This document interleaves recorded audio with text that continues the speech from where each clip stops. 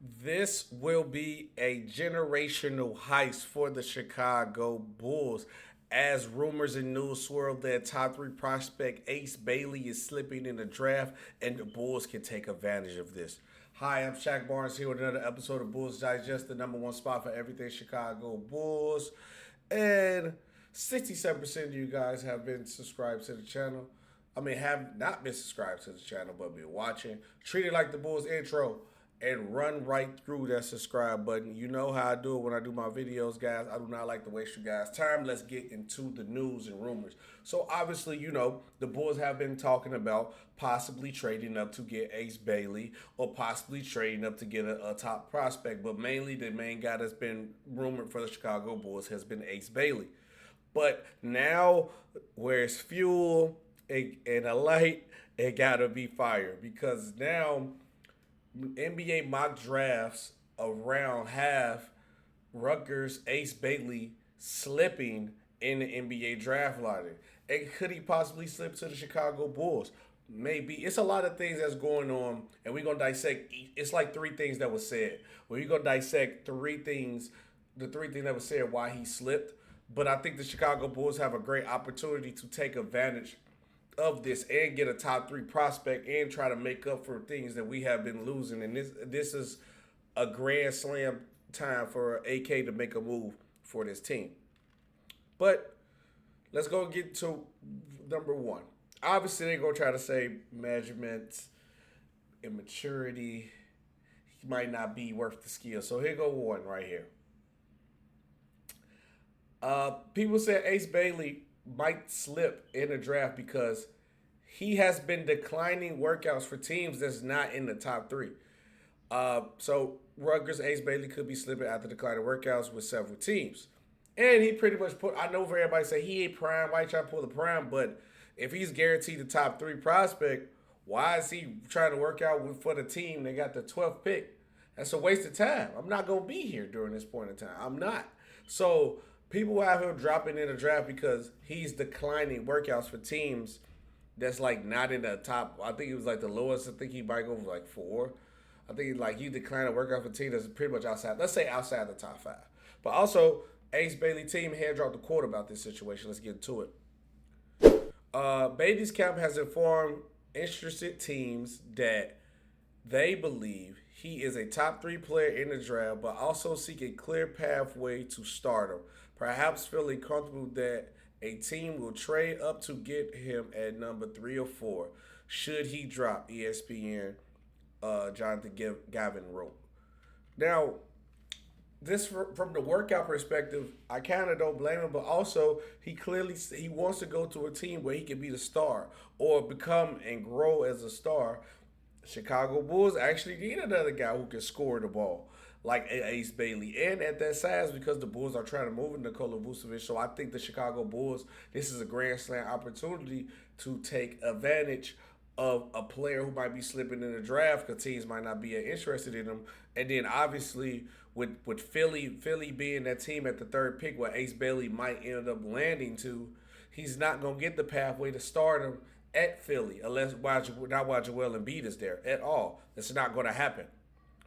So let's get into the next thing they try to attack on when it comes to Ace Bailey, right?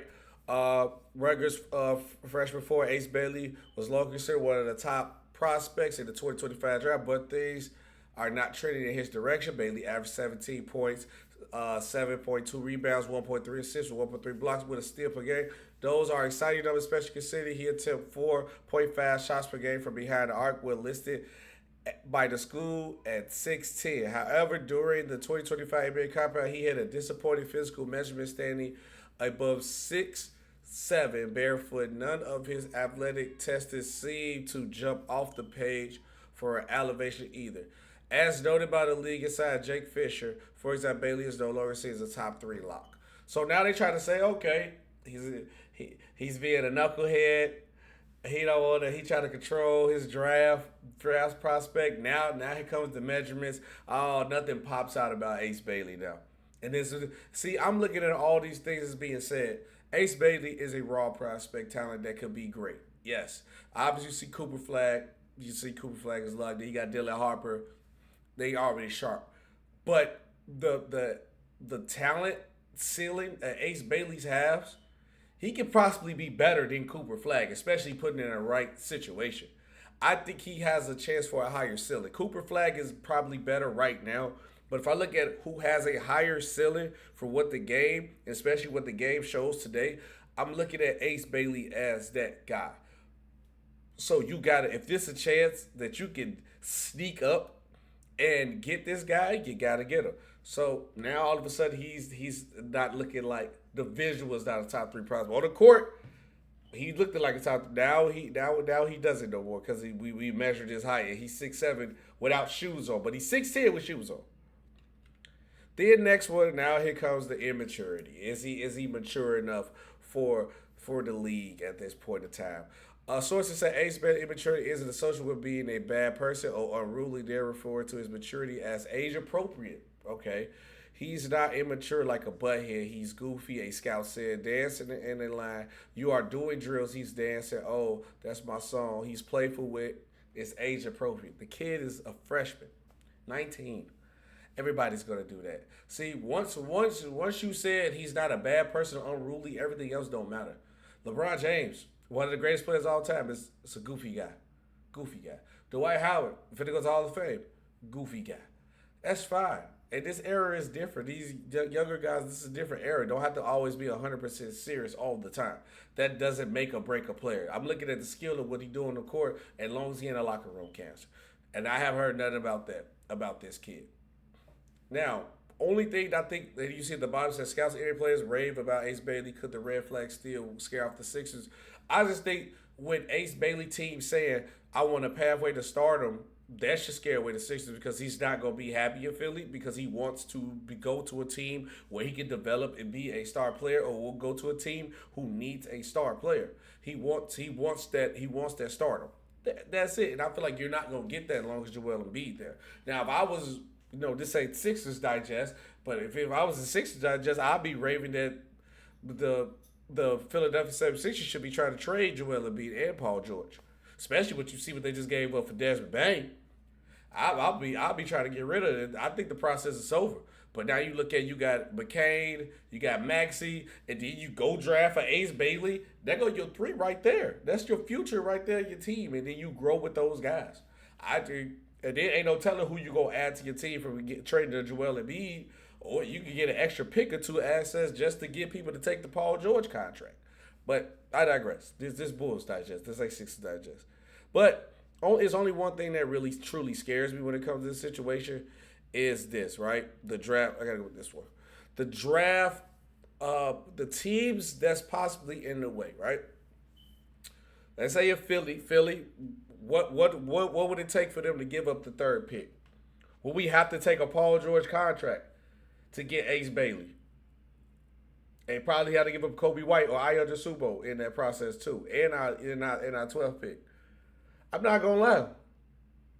To get that third pick, I might take a Paul George contract. I might hold that contract for, and then try to get rid of it as soon as I get there. As soon as he get there, let's try to trade him. But say if 76ers don't work, because obviously it's probably gonna take a lot to get that third pick, and I don't think we got everything we need to get that third pick. You got the Charlotte Hornets and the Utah Jazz. Now the Hornets is a tricky situation because it's like, what would they truly want?